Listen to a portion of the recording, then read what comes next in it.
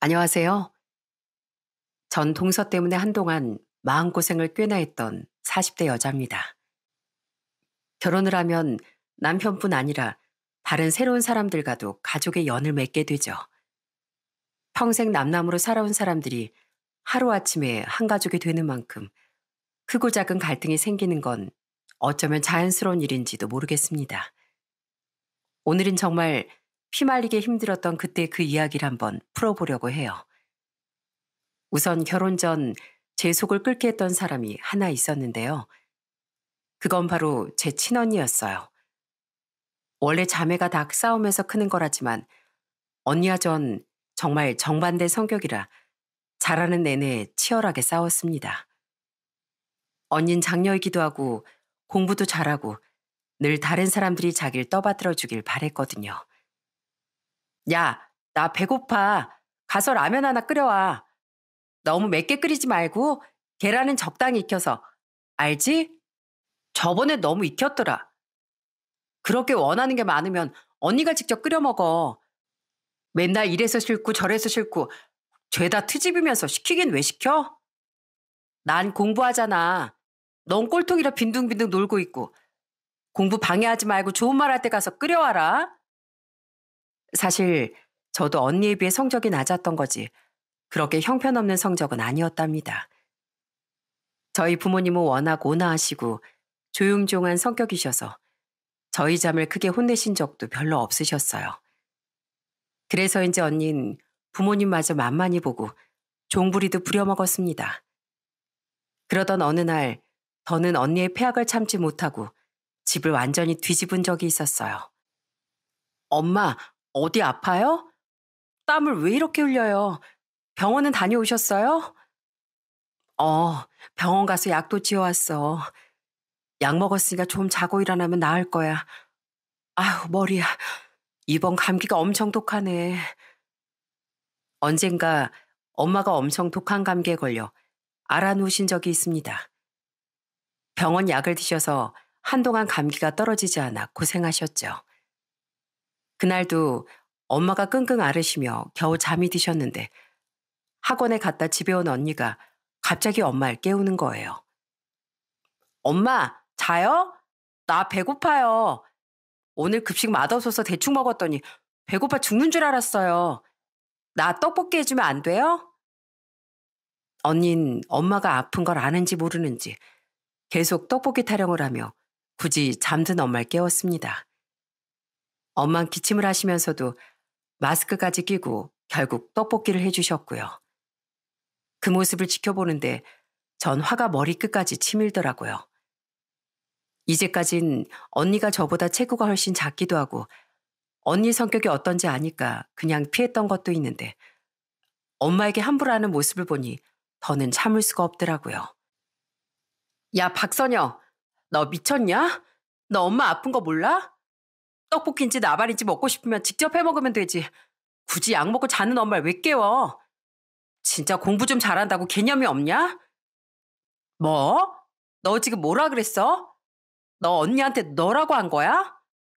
이게 진짜 공부만 못하는 줄 알았더니 너 예의도 모르냐?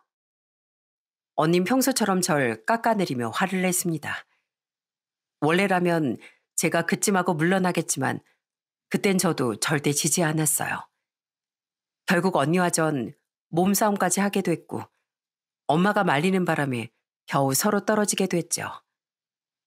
난생 처음으로 저에게 머리채까지 잡힌 언닌 대성통곡을 하다 이런 집에서 못 살겠다며 가출을 감행했습니다. 부모님은 혹시 언니에게 무슨 일이라도 생길까봐 무척 걱정하셨어요. 하지만 전 단호하게 말했습니다. 엄마, 아빠, 언니 성격 알죠? 평생 공주님 대접만 받아서 아무리 친구 집에 간다고 해도 사흘도 못 견디고 들어올걸요? 기다려보세요. 아니나 다를까 언닌 사흘 만에 슬그머니 집으로 기어들어왔어요.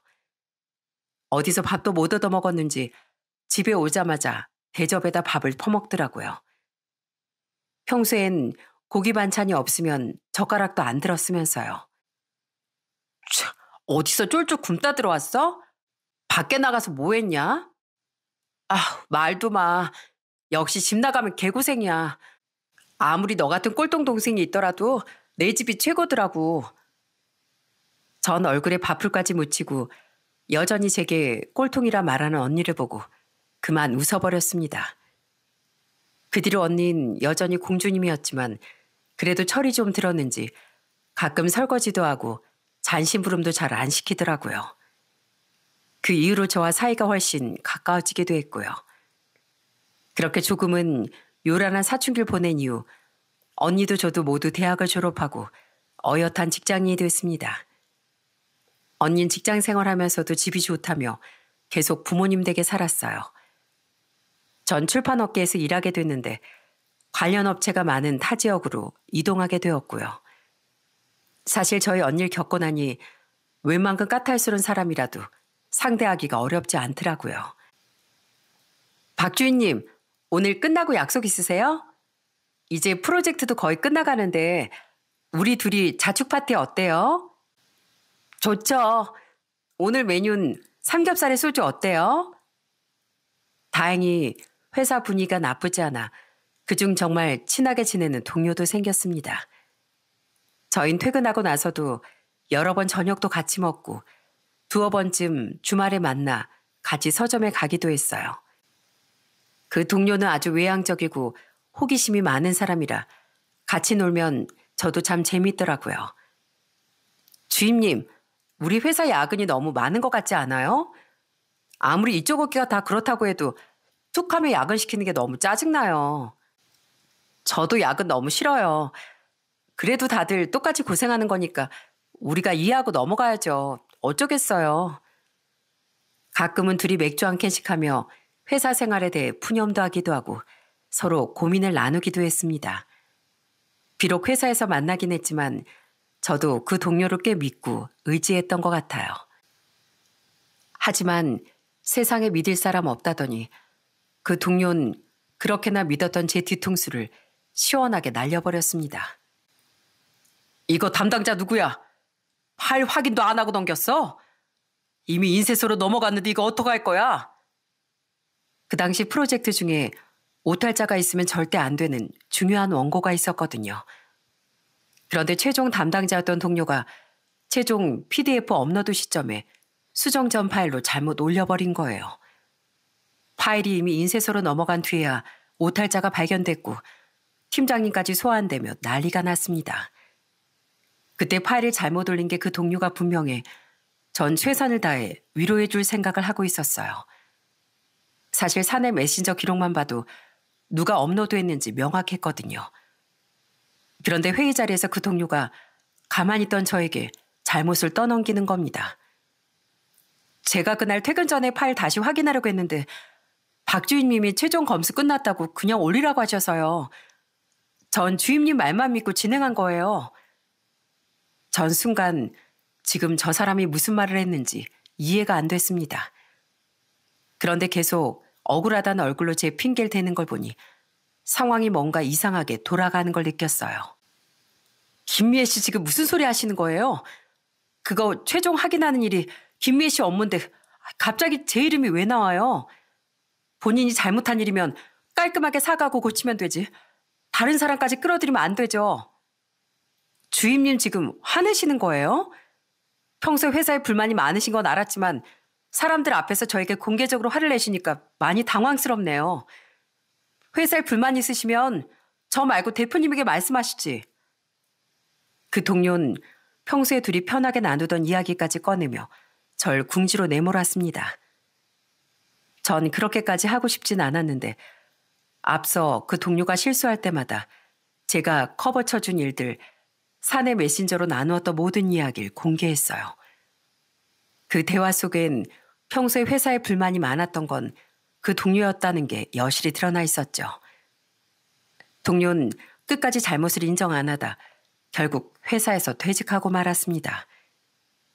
한때 학창시절 친구만큼 친하게 지내던 그 사람은 마지막으로 짐을 싸고 나가면서도 제게 이런 악담을 하더라고요.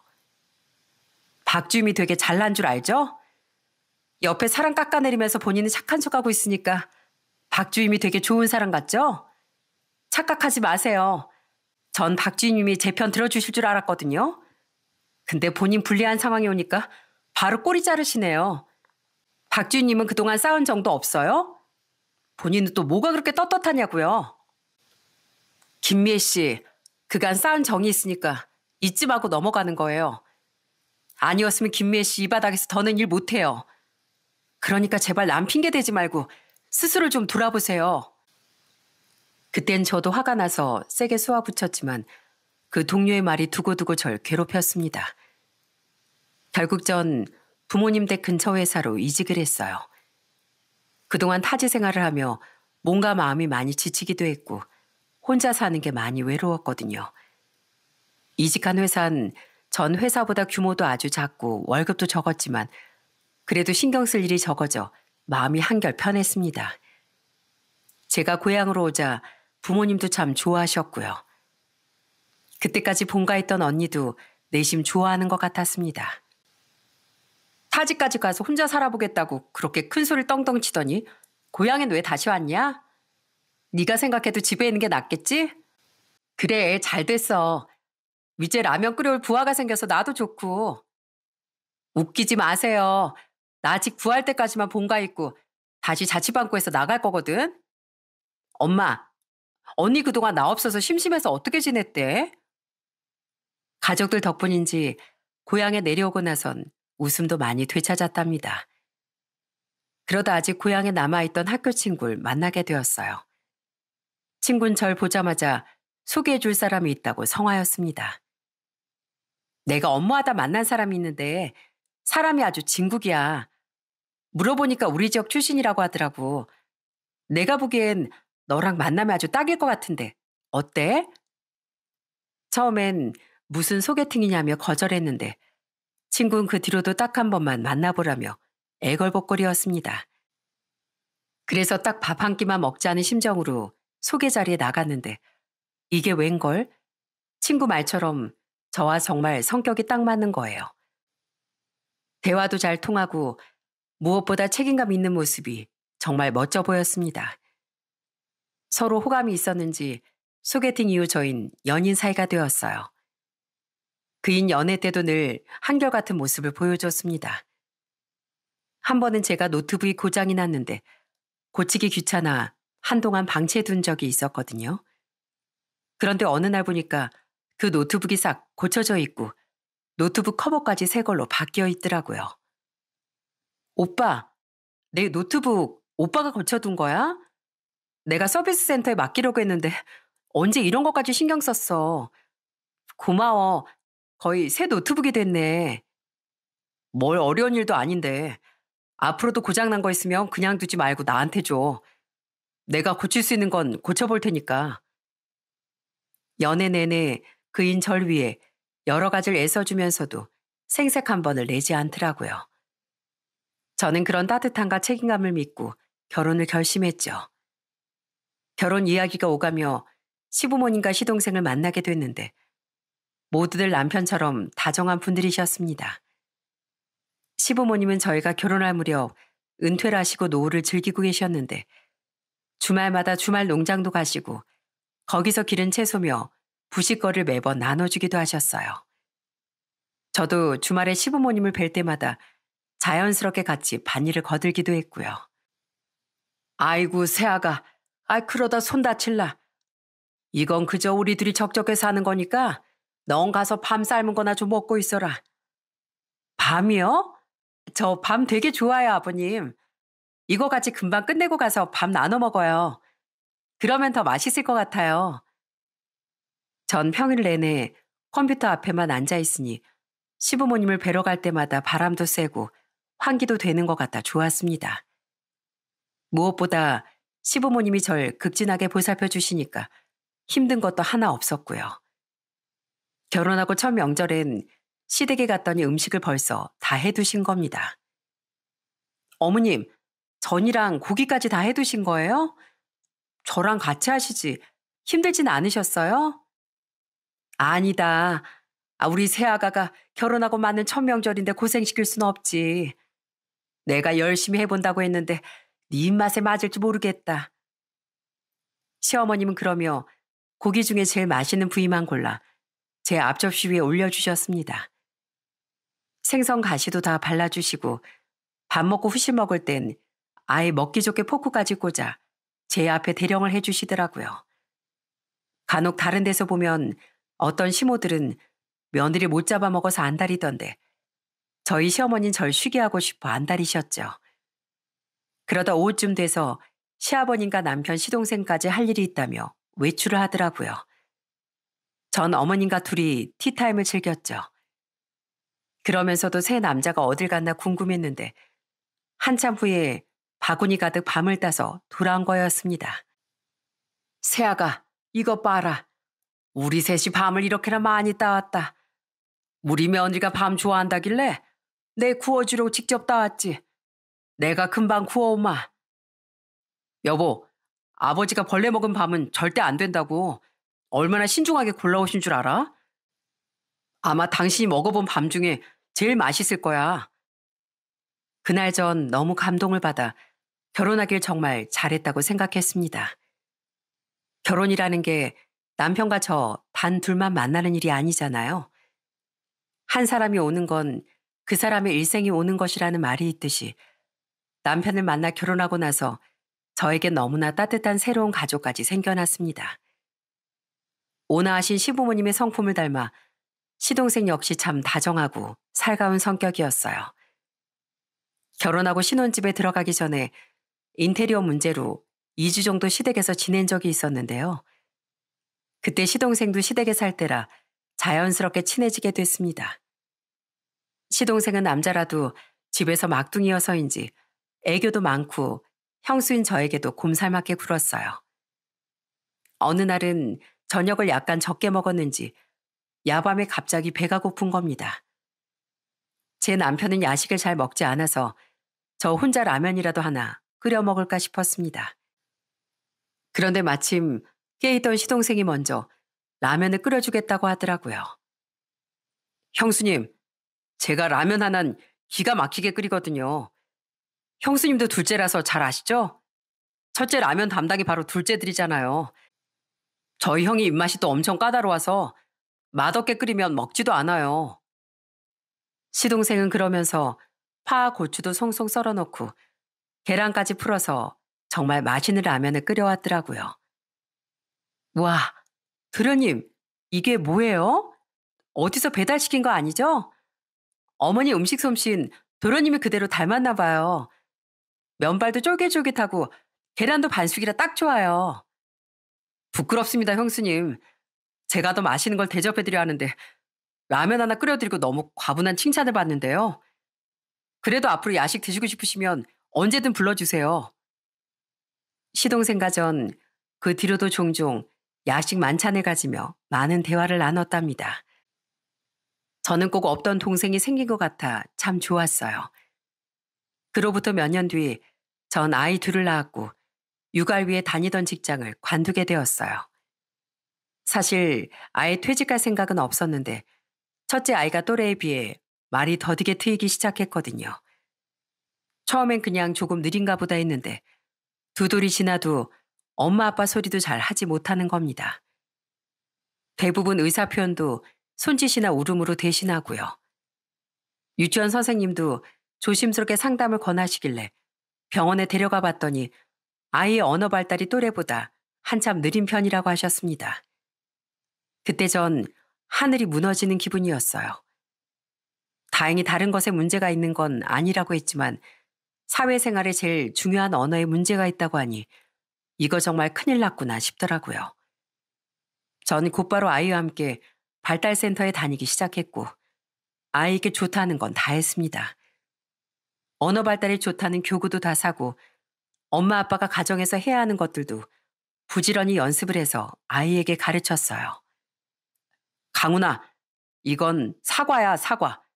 우리 강훈이 사과 좋아하지? 사과는 이렇게 동글동글하고 빨개. 자, 아빠 따라 해볼까? 사과, 사과. 그때 남편이 절 도와주지 않았다면 전 금세 지쳐 쓰러졌을 겁니다. 남편은 외벌이를 하면서도 집안일은 물론이고 아이 육아까지 적극적으로 도왔어요. 당신 어제도 늦게 퇴근했는데 애들 뒤치다거리까지 하느라 고생 많았어. 내가 정리하고 잘 테니까 당신은 먼저 들어가서 쉬어. 아니야. 당신도 온종일 애들 보느라 고생 많았잖아. 내가 애들 재우고 들어갈 테니까 이때라도 먼저 좀 쉬어. 애들 목욕은 내가 시킬게.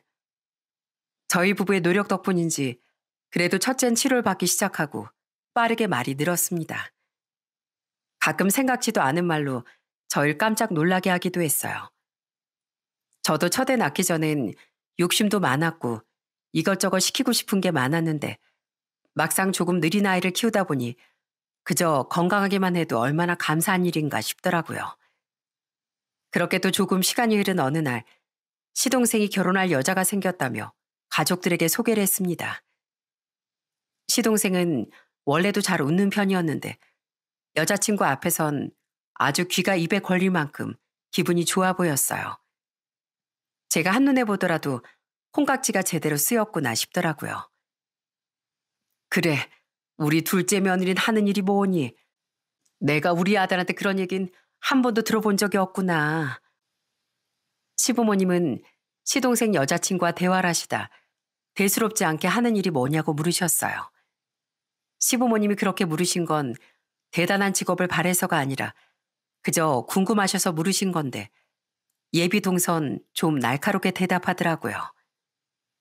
아, 전 지금은 잠시 일을 쉬고 있어요. 설마 대단한 직업을 가진 며느리를 바라시는 건 아니죠? 아유, 아니다, 아니야. 내 말 오해한 모양이구나. 직업이 무슨 상관이겠니? 그저 자기 할 일만 열심히 하면 되지. 우리 둘째가 선택한 사람이니 새아가도 책임감 있는 사람일 거라고 믿으마. 사실 시부모님도 예비동설 썩 마음에 들어 하시지 않았습니다. 저에게 넌지시 제가 보기에 어떤 사람인 것 같냐고 묻기도 하셨고요. 하지만 시동생이 저렇게 좋아하니 한번 믿어보자 하시며 결혼을 허락하셨죠. 그렇게 시동생이 결혼을 하고 한동안은 큰 문제 없이 평화롭기만 했어요. 저하고 사이도 나쁘지 않았었고요. 형님은 음식 간을 정말 잘 맞추시는 것 같아요. 제가 하면 너무 짜기만 한데 도통 이유를 모르겠다니까요. 역시 맏며느리는 다른가 봐요. 앞으로 어머니가 형님한테 많이 배울게요. 동선 맏며느린 제게 배울 게 많다며 이것저것 묻기도 하고 시댁 대소사에 대해 의견을 구하기도 했습니다. 형님, 아버님 생신 때 보통 식사는 어떻게 하세요? 선물은 어떤 걸 하시고요? 어머님 생신 땐 형님이 미리 말씀해 주셔서 다행히 어머니 마음에 들어 하시는 선물 살 수 있었어요. 감사해요, 형님. 하지만 얼마 지나지 않아 동선 본심을 드러내기 시작하더라고요. 역시 첫인상 때 모습이 맞는 모양이었어요. 아휴, 어머님, 이게 설거지 다 하신 거예요? 숟가락에 기름기가 그대로 남아있잖아요. 아, 전 이런 수저로 밥 못 먹겠어요. 제가 비위가 좀 약하거든요. 제가 개수대에 다 담가둘 테니까 설거지 다시 부탁드려요. 이 상태면 저 밥 안 먹고 그냥 갈래요. 시부모님은 제가 결혼할 때와 똑같이 동생에게 잘해주셨는데 동선 점점 더 바라는 게 많아지고 매사 까탈스럽게 굴더라고요. 아유, 내가 깨끗이 씻는다고 씻었는데 다 안 닦인 게 있는 모양이구나. 얼른 다시 설거지 해줄 테니까 밥은 먹고 가. 내가 너 좋아한다고 해서 시장에서 다슬기 사다가 해장국도 끓여놨어. 그 다슬긴 깨끗하게 씻으신 거 맞죠? 요즘 시장에서 파는 것도 못 믿을 게 많아요. 어머님 식구들 먹는다고 해서 대충 하지 마시고 청결에도 좀 신경 써주세요. 부탁 좀 드릴게요. 동선 생글생글 웃으며 대놓고 시어머님을 무시했습니다. 어머님이 설마 가족들 먹는 건데 대충 음식을 하셨겠나요? 그리고 수저 정도는 본인이 얼마든지 다시 닦을 수 있는 거라 생각합니다. 하지만 동선 기어이 밥을 먹다가 못 먹겠다며 숟가락을 내려놓더라고요. 그 일로 시어머님은 상처를 좀 받으셨는지 그 다음부터 동서가 온다고 하면 몇 번이고 그릇과 수저를 다 꺼내 다시 설거지를 하셨어요. 어머님, 이미 다 깨끗하게 닦아서 넣어두신 걸 왜 다시 씻으세요? 차라리 제가 할게요. 아니면 동서한테 직접 설거지해서 먹으라고 하세요. 내가 괜히 신경 써서 하는 거야. 간혹 보면 청결에 좀 예민한 사람들이 있잖니. 우리 둘째 며느리가 그런 편인가 보다. 아휴, 내가 나이가 들어서 아무리 깨끗하게 씻는다고 해도 얼룩이 눈에 잘 안 보여. 이때 시동생이라도 동서에게 따끔하게 한마디 해줬으면 좋겠는데 시동생은 여전히 주인을 따라다니는 강아지 마냥 동서 뒤를 졸졸 쫓아다니더라고요. 여보, 못 먹겠으면 남겨. 남은 거 내가 먹을 테니까. 난 평생 엄마 밥 먹고 자라서 괜찮아. 엄마, 차라리 저한테 더 주세요. 시어머니는 이런 시동생의 반응 때문에 더 서운해하셨어요. 그날 동선 피곤하다며 금방 집에 가버렸고 시동생도 그러자며 곧바로 동서들을 따랐습니다. 저는 그 모습을 보고 기가 막혀 헛웃음을 지었고요. 그래도 그때까진 어이는 좀 없더라도 가볍게 무시할 수 있는 수준이었어요. 그런데 동서의 본격적인 얌체짓은 저와 남편의 사정이 급격하게 나빠지고 난 후부터 시작됐습니다. 어느 날 첫째 치료 때문에 센터에 갔다가 집에 돌아오니 남편이 집에 와 있더라고요. 그 시간이 한참 일하느라 바쁠 시간인데 집에 있길래 무슨 일인가 싶었습니다. 당신 오늘 일찍 퇴근했네? 외근 나갔다가 들어온 거야? 잘 됐다. 오늘은 내 식구가 다 모여서 저녁 먹을 수 있겠다. 여보, 나 큰일 났어. 이제 어쩌면 좋아? 우리 애들 당신 앞으로 어떻게 살지? 그제야 자세히 남편 얼굴을 살펴보니 남편은 절망스러운 얼굴로 괴로워하고 있더라고요. 왜 그래? 당신 무슨 일 있어? 회사에서 무슨 일 있었던 거야? 나 회사에서 잘렸어. 여보, 회사가 어렵다는 말이 계속 나오긴 했는데 이렇게 갑자기 구조조정을 시킬 줄은 꿈에도 몰랐어. 내 나이 이제 겨우 40대 초반인데 이게 말이 돼? 놀랍게도 남편은 회사에서 갑작스레 실직을 했고 하루아침에 백수 신세가 되었답니다. 남편이 다니던 회사가 엄청난 대기업은 아니더라도 그래도 저희 가족의 생계를 책임지는 직장이었기에 전 눈앞이 깜깜했습니다. 그동안 남편 월급으로 아이 치료비와 교육비도 충당하고 저희 4사람 밥벌이도 했는데 어느 날 갑자기 모든 기반이 무너져버린 셈이었죠. 남편은 다시 직장을 잡으려고 부지런히 이력서를 돌렸지만 40대 나이에 다시 새로운 직장을 구하는 게 쉬운 일이 아니더라고요. 나 다녀올게 여보. 오늘 공사판 일 끝나고 대리운전까지 뛰다 올 거라 많이 늦어. 기다리지 말고 자. 남편은 결국 생활비를 벌기 위해 막노동 일은 물론이고 대리운전과 퀵서비스 배달까지 뛰며 가족의 생계를 책임졌습니다. 남편이 매일 엄청난 무리를 하는 걸 알면서도 전 아직 엄마의 손길이 많이 필요한 첫째와 이제 겨우 걸어다니는 둘째를 두고 부업조차 하기 쉽지 않더라고요. 때문에 형편은 점점 더 어려워졌고 친정 부모님이나 시부모님 생신이라도 다가오면 손이 덜덜 떨릴 지경이었습니다. 아버님, 얼마 뒤에 생신이시죠? 이거 얼마 안 되지만 용돈 조금 넣었어요. 저도 그이도 직장 다시 잡으면 조금 더 넣을게요. 항상 건강하세요. 고맙다. 뭘 이런 걸 또 준비했어? 난 너희들만 건강하면 그걸로도 충분하니 앞으로는 이런 거 준비 안 해도 된다. 시아버님은 고맙다고 하시면서 저희가 집에 돌아갈 때 더 큰 액수를 용돈이라고 아이 손에 쥐어주셨답니다. 가끔 저희가 식사라도 대접하면 시어머니도 시동생 내외 앞에선 잘 먹었다 말씀하시면서 뒤에서 몰래 식사비를 다시 돌려주셨어요. 이거 애들 간식값에 보탰어. 얼마 안 되니까 그냥 받아도. 내가 항상 우리 큰아들하고 큰며느리 덕분에 호강하고 산다. 애들 키우고 살기 많이 힘들지? 내가 너희 고생하는 걸 왜 모르겠니? 그래도 한 번에 싫은 소리 안 하고 잘 살아줘서 고맙다. 시어머니는 저희 길을 살려주고 싶으셨는지 앞에선 항상 맏며느리 최고다, 큰아들 최고다 하시며 칭찬을 해주셨습니다. 솔직히 그 무렵 살기가 정말 힘들었는데 시부모님 덕분에 다시 힘을 내기도 했어요. 마음 같아선 시부모님이 주시는 용돈을 거절하고 싶었는데 저희 사정이 워낙 안 좋았기에 염치불구하고 그 돈을 받을 수밖에 없었죠. 동선 그때마다 아무것도 모르고 형님 이거 더 시켜도 돼요? 저거 추가해도 돼요? 하며 철없게 묻기나 했어요. 가끔은 동서 이런 터무니없는 성격이 부러울 때도 있었답니다. 형님, 저 이번에 카페 하나 차리려고요. 저도 이제 사장님이에요. 그동안 백수라고 저 무시하셨죠? 저도 백수 소리 듣기 싫어서 아예 사장님 하려고요. 어느 날은 동서가 시동생을 졸라 카페를 하나 차리겠다고 했습니다. 시동생은 동서의 주장을 꺾지 못하고 결국 무리하게 대출까지 받아 정말 카페를 차려줬고요. 사장님이 되자 잔뜩 신이 난 동선, 전보다 훨씬 더 거만해졌습니다. 형님은 좋으시겠다. 옷도 그렇게 막 입어도 되고 편한 것만 입어도 되잖아요. 전 아무래도 사장님이다 보니 남들 시선이 있어서 옷 한 벌을 입어도 좋은 옷으로 입어야 하거든요. 집에서 애나 보는 형님은 편해서 좋으시겠어요. 동선 도리어 제가 집에서 애나 본다며 깔보기 시작하더라고요.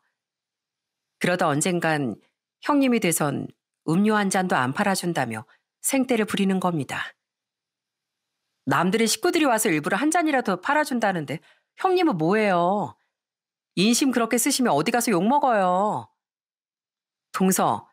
동선의 카페하고 우리 집하고 거리가 얼만데 거기까지 가서 커피를 마셔. 그리고 내가 개업한다고 떡도 맞춰주고 했잖아. 오히려 동서가 우리한테도 그렇고 시부모님한테도 커피 한 잔 대접한 적 있어? 제가 참다가 이렇게 받아치니 동선 제게 서운하다는 둥, 정이 없다는 둥 아주 난리가 났습니다. 실제로 동선 카페 운영을 하고 난 뒤 아주 상전이 따로 없더라고요. 아유, 어제도 커피를 몇 잔이나 팔았는 줄 아세요? 손님이 구름대처럼 몰려오는데 바빠 죽는 줄 알았다니까요. 저 지금 손 하나 까딱할 힘도 없거든요. 전 안에 들어가서 좀 잘게요. 동선 시댁에 올 때마다 피곤하다며 방에 들어가 낮잠을 즐기더라고요. 마음 여린 시어머니는 동서가 정말 피곤해서 저러는 줄 알고 동서 밥까지 따로 차려 방 안으로 넣어주셨어요. 전 시어머니가 동서 수발을 드는 게 싫어 차라리 제가 밥을 차리겠다고 했습니다. 그런데 한참을 자다 깬 동서가 이젠 배고프다며 밥 타령을 하는 겁니다. 뭐야, 아직도 밥 안 됐어요? 저 배고픈데 지금까지 뭐 하셨어요? 저녁 안 하시고. 여보, 어머님이 아직도 저녁 안 하셨대. 우리 그냥 나가서 먹고 오자. 어? 아니야. 내가 금방 라면이라도 끓여줄게. 방에 들어가서 쉬고 있어. 시동생은 그런 동서를 마치 아이 달래듯 달래 방으로 들여보냈습니다. 그러더니 정말 주방으로 가서 동서 먹을 라면을 끓이고 있더라고요. 시동생은 저 보기가 민망했는지 괜히 머리를 극적였습니다. 저 사람이 오랜만에 일을 하다 보니까 많이 피곤한가 봐요. 저도 요즘 아내 카페 차려주고 대출금 갚느라 허리가 휠 지경이거든요. 아주 힘들어 죽겠어요. 시동생은 그러면서도 너스레를 떨며 웃어 보이더라고요. 전 그 순간만큼은 시동생이 왠지 짠하게 느껴졌어요.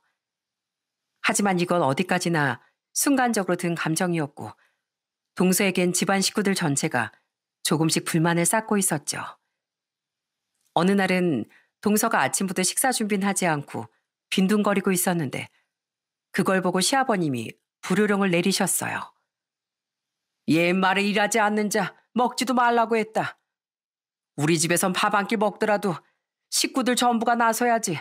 누구만 고생하고 그런 거 없다. 일하기 싫고 게으름이나 피우고 싶으면 밥 먹을 생각도 마라. 그때가 시아버님이 처음으로 언성을 높이신 때였습니다. 동서도 결국 시아버님 앞에선 백기를 들고 이따 설거지를 하겠다고 하더라고요. 하지만 결국 설거지는 시동생의 몫이 됐고 동선 여전히 방에서 게으름이나 피우고 있더라고요.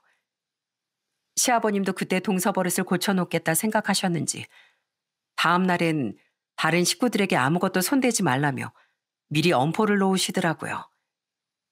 그땐 시동생도 아버님 말씀을 따를 수밖에 없었습니다.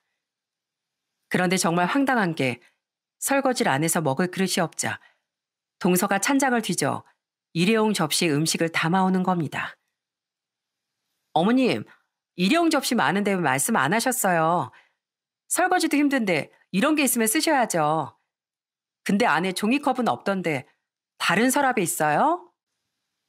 그걸 보고 저와 시어머님은 할 말을 잃었고 시아버님은 정말 크게 화를 내시며 눈물이 쏙 빠지게 혼을 내셨답니다. 내가 언제 너한테 큰 걸 바란 적이 있냐? 식구들끼리 같이 먹었으면 같이 움직이는 게 도리라는 걸 말하는 건데 그게 그렇게 어려워? 그깟 설거지 하나가 뭐 그렇게 귀찮다고 일회용 접시까지 다 꺼내와? 바꿔야 할 건 접시가 아니라 네 마음가짐이다. 그것부터 안 뜯어 고치면 다신 이 집에 팔도 들이지 마라. 그날 시아버님께 크게 혼이 난 동선 입이 대빨 나와선 툴툴거리다 집에 가버리더군요. 그러곤 한동안은 시댁 근처에 얼씬도 하지 않았죠. 결국 시동생은 시댁에 혼자 찾아와선 대신 변명을 해댔습니다.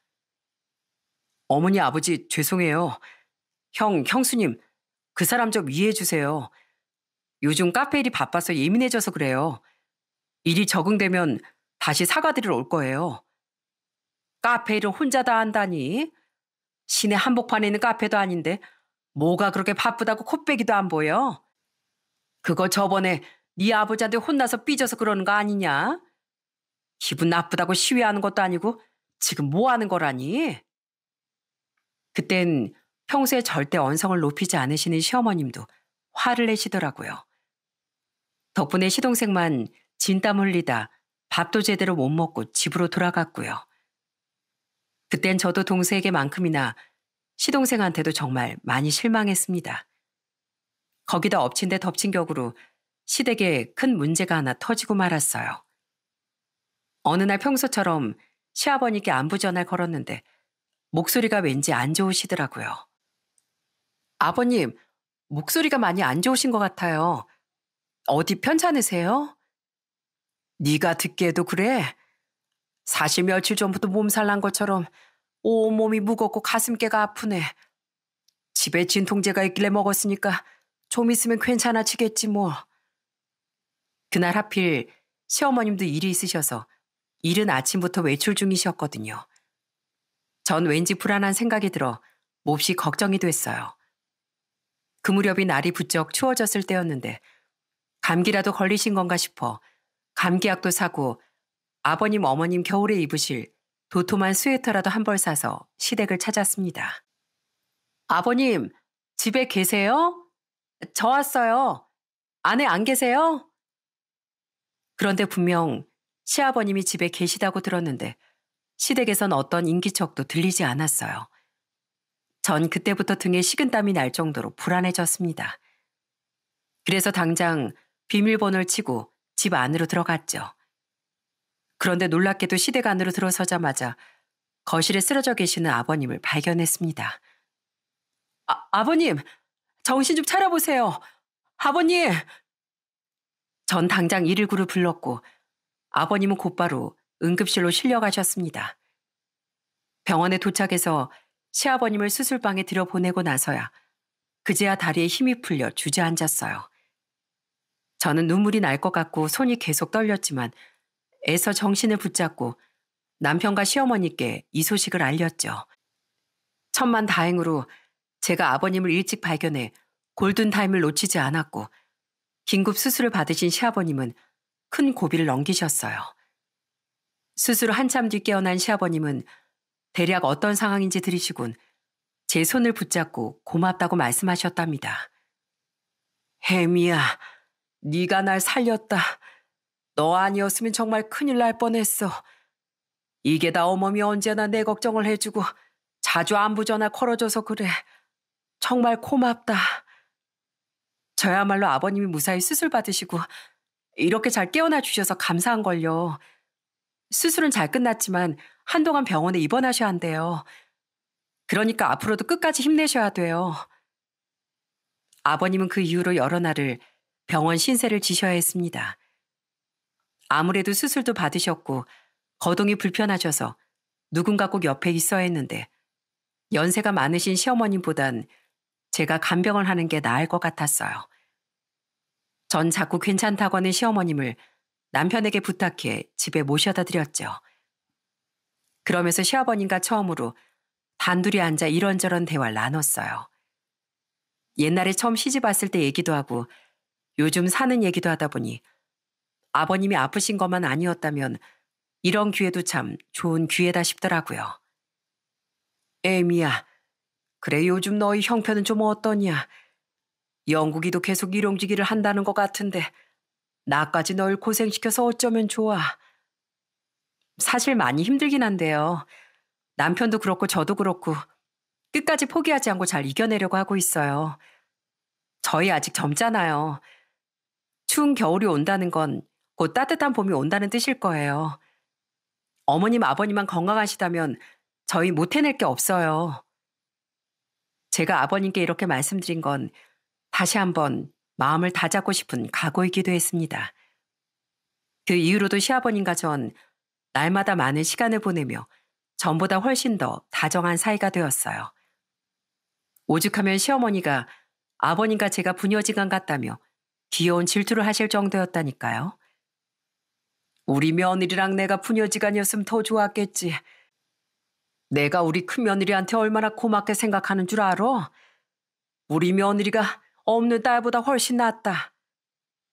시어머님도 간병을 도와주셔서 전 힘든 것 하나 없이 아버님을 모셨답니다. 그런데 이 와중에 시동생과 동선 병문안도 한 번을 오질 않았어요. 전 두 사람이 자발적으로 병원에 오길 기다리다가 결국 먼저 전화를 걸었죠. 동서, 나야. 아버님 쓰러지셔서 병원에 입원하셨다는 소식 들었지? 근데 어떻게 병원에 오기는커녕 전화 한 통이 없어? 서방님은 뭐하고 있고? 참, 엄연히 맏며느리가 있는데 제가 뭐하러 가요? 어차피 아버님, 어머님이 형님만 좋아하시잖아요. 그러니까 그렇게 예뻐하는 큰며느리한테 간병 받으라고 하세요.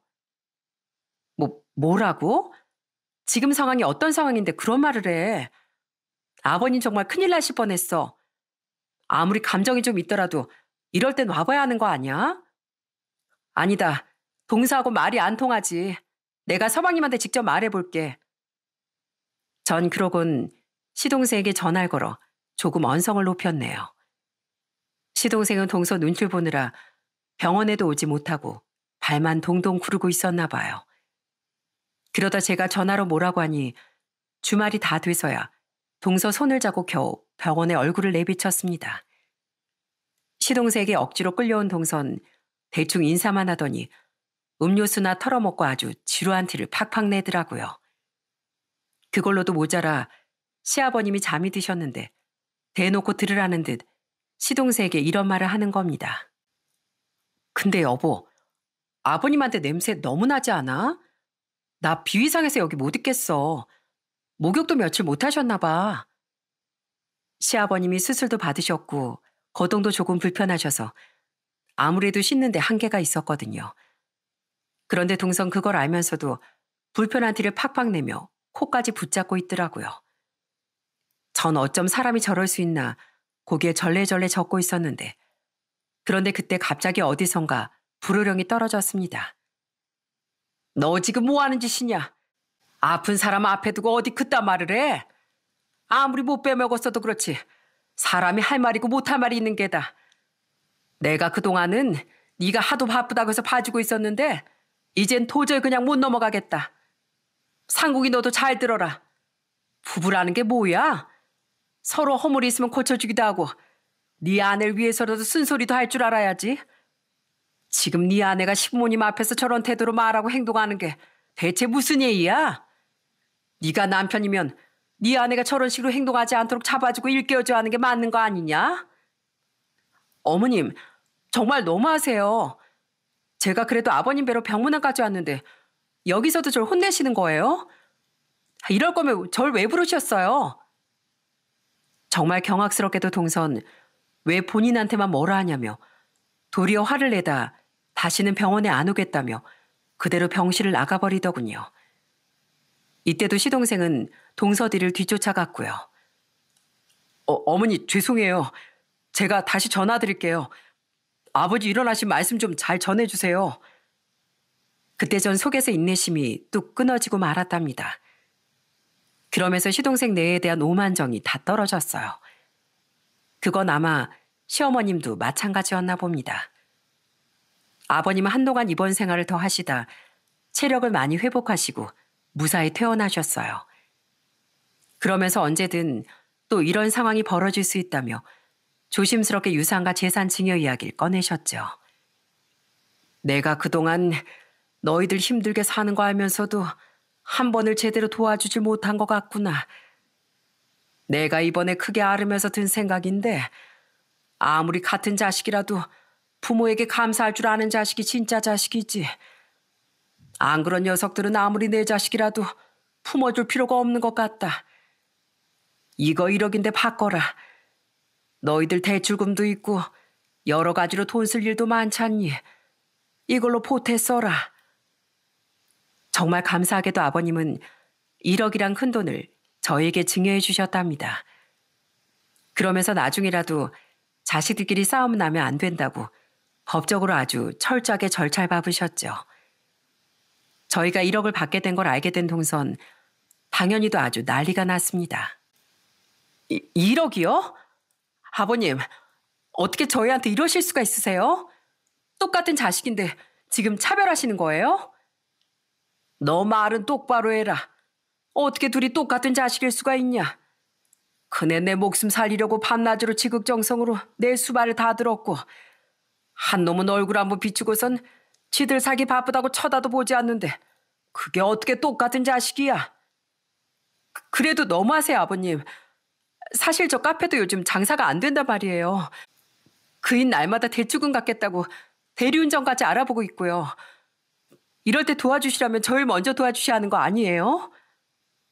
동선 끝까지 진짜 어려운 건 본인이라고 징징대더라고요.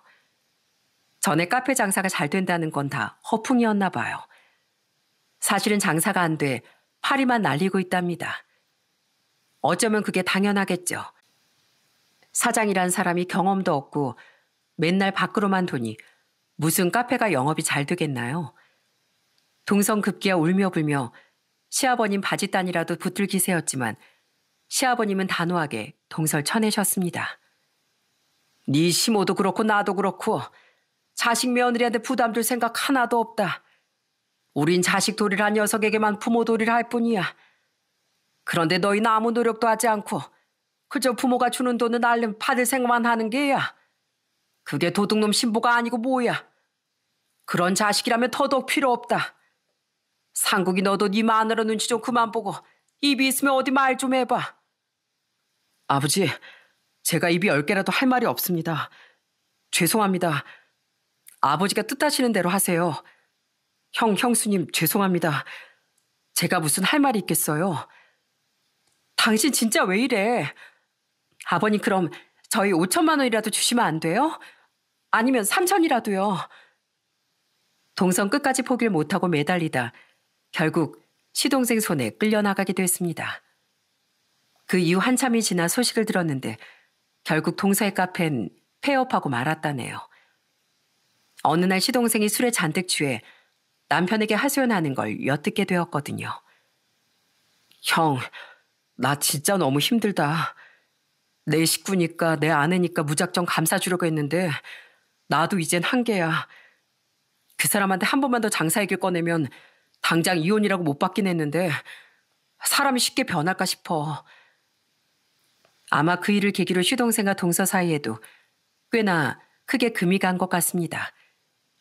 시동생이 사람을 쉽게 버릴 사람이 아니라 이혼은 안 하겠지만 전보단 분명 관계가 달라졌을 겁니다. 그로부터 2년이 지난 지금 저인 시부모님이 주신 1억을 가지고 작은 식당을 열었어요. 남편도 더 이상 구직 스트레스에 시달리지 않고 절 도와 식당을 열심히 꾸려가고 있습니다. 저도 아이를 돌보고 친정 부모님과 시부모님을 식당에 초대하기도 편하고요. 얼마 전엔 한동안 연락이 없던 동서가 식당에 찾아오기도 했더라고요. 형님, 가게 와서 보니까 장사가 제법 잘 되시나 봐요. 혹시 저한테도 비법 좀 알려주시면 안 될까요?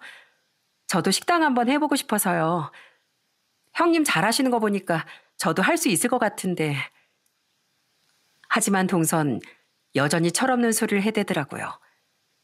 그런데 동서가 미처 몰랐던 게 있어요. 그때 식당엔 동서보다 더 끝판왕인 사람이 앉아 있었거든요. 그건 바로 한때 저희 집에서 성격 안 좋기로 제일 가던 저희 언니였답니다. 언닌 동서가 또 저를 은근히 깔보며 뭔가를 부탁할 생각만 하자 참지 않고 바로 동서에게 험한 말을 해댔습니다. 저기요, 지금 내 동생한테 뭐해요? 기껏 와서 구걸해요? 이것도 내 동생이니까 이 정도로 꾸려나가는 거지. 너 같은 인간이 무슨 식당을 한다고 난리야. 어디서 굴러먹다 와선 내 동생한테 들러붙어? 당장 안 나가? 안 나가? 내 동생 내 거야. 저희 언닌 진짜 웃기게도 정말 큰 소리로 꾸짖으며 동서를 가게 밖으로 내쫓았습니다. 동서도 아마 저희 언니 같은 사람을 처음 봐서 깜짝 놀랐을 거예요. 전 동서가 황급하게 도망치는 걸 보고 언니에게 엄지까지 올려 보였어요. 나 살면서 언니가 있어서 든든하긴 처음이야. 언니 진짜 짱이야. 언닌 그런 제 반응을 보곤 어깨를 으쓱거리며 웃더라고요. 비록 맨날 아웅다웅해도 가족이 있다는 건 이런 건가 봐요. 요즘은 시부모님도 가게에 자주 오셔서 음식도 팔아주시고 큰 도움을 주고 계십니다. 시아버님은 아직도 시동생 내외에게 화를 안 풀고 계신데 그 생각은 오래도록 변함이 없으실 것 같네요. 내 앞에서 그 고해한 놈들 얘기도 꺼내지 마라. 앞으로 나한테 남은 인생 얼마나 된다고 그런 놈들까지 신경 쓰고 싶지 않다. 나중에 나 저 세상 가면 내 손주들한테 다 주고 갈 거야. 시동생과 동선 한동안 시댁에 발도들이기 힘들겠죠. 부디 이 사태를 계기로 동서도 진짜 소중한 게 무엇인지 제대로 된 인간으로 사는 게 뭔지 깨닫는 날이 꼭 오면 좋겠습니다. 그리고 시동생 역시 아내를 아끼는 마음만큼 자신을 길러주신 부모님께 드려야 할 예의와 책임이 얼마나 중요한지 깨닫기를 바라고요. 아내가 소중한 만큼 내 부모가 내 형제까지도 따뜻하게 품어줄 수 있는 사람이 되길 전 아직도 기다리고 있습니다. 그만큼 제가 시동생을 많이 아꼈으니까요. 그럼 오늘 제 이야기는 여기서 이만 마치도록 하겠습니다. 이야기 들어주셔서 정말 감사합니다.